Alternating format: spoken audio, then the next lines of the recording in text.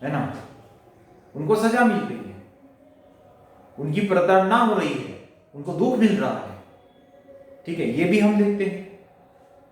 तो ये जो 3 कारण मैंने यहां पर दिए हैं, तो आपको जब भी रोग का विचार करना है या फिर जीवन का विचार करना है, तो एक कारण के आधार पर आपको कभी विचार नहीं करना है। कोई भी रोग है तो आप मान लो एसिडिटी है, अम्ल पित्त है, तो सबसे पहले आप सोचेंगे कि असात्म इंद्रियार्थ संयोग, इसके बारे में सोच लो,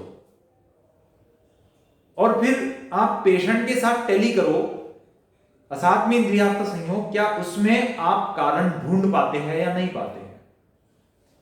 अगर नहीं तो फिर आगे बढ़ना है। प्रज्ञापराध, क्या प्रज्ञापराध से इसे अम्ल पित्त हो गया? अगर नहीं तो फिर आगे बढ़ो। फिर तो आगे बढ़ने के बाद में तो फिर डन कर देना है कि ये परिणाम का ही एक परिणाम है, या फिर काल का ही एक परिणाम है कि इसे अम्ल पित्त हो गया। ठीक है, मैंने बहुत से लोग ऐसे देखे हैं, ना तो वो तीखा खाते हैं, ना तो नमकीन खाते हैं, ना तो फिर खट्टा खाते हैं, लेकिन फिर भी उन्हें अम्ल पित्त हो जाता है। ना तो वो प्रज्ञापराध, फिर हम जब आंसर क्वेश्चन करते हैं पेशेंट के साथ में, तब पता चल जाता है कि ये प्रज्ञापराध भी नहीं कर रहा है। तो ये केस जो है, ये केस परिणाम का केस है, ये केस काल का केस है।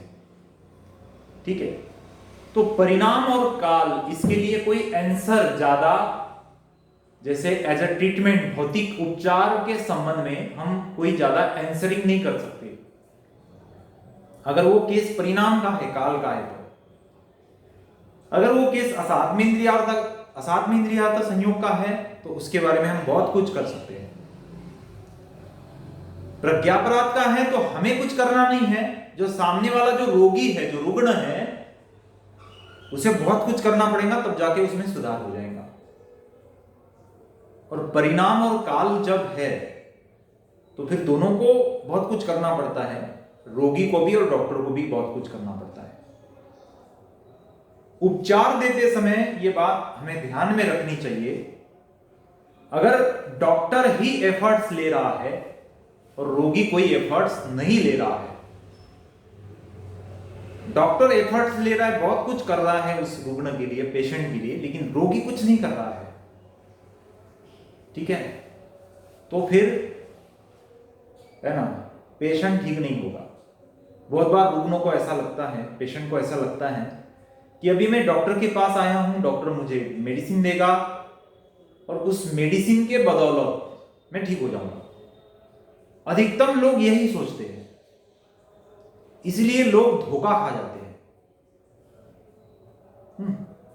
लोग इसलिए धोखा खा जाते हैं क्योंकि ये सोचते हैं लोग कि बस जो करना है वो डॉक्टर को ही करना है।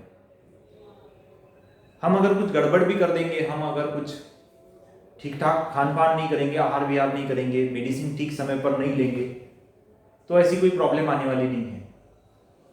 लेकिन ये बात ये जो 3 कारण आपको मैंने बताए हैं, इसके बारे में जब सोचेंगे आप, तब आपको ध्यान में आएगा, है ना। पेशेंट ठीक हो या ठीक ना हो, ठीक है, आप स्थिर बुद्धि से काम करोगे।